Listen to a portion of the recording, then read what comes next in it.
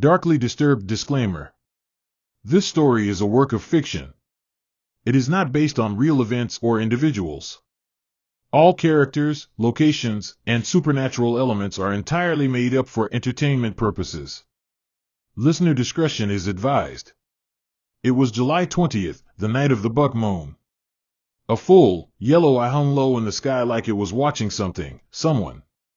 Caleb had just turned 16. He lived in a forgotten town surrounded by dense woods, the kind of place that didn't show up on most maps.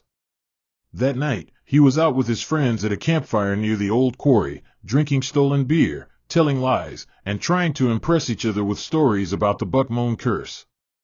They said if you heard hooves in the woods that night, not running, but walking, you needed to run. Because it wasn't a deer. It was Hollow Horn.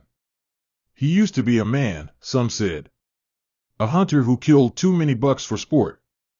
He left their heads to rot in the forest. Didn't even take the meat. One day, he went missing. The locals found his boots by a tree, and antlers, fresh ones, nailed into the bark above them, dripping blood. Now, every July buck moon, something walks the woods. Something tall. Something proud. Something angry.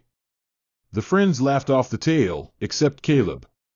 He wasn't afraid, not exactly, but he heard something. Not wolves. Not wind. Hooves. On dirt. Slow. He stood up, scanned the woods, heart pounding.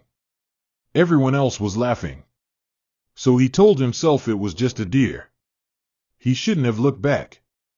In the trees, a shape stood tall almost 7 feet with antlers that twisted like they were grown in pain.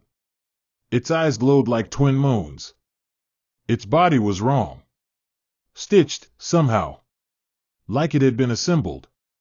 It raised a long, skeletal finger and pointed, right at Caleb. Then it spoke, voice like bark tearing.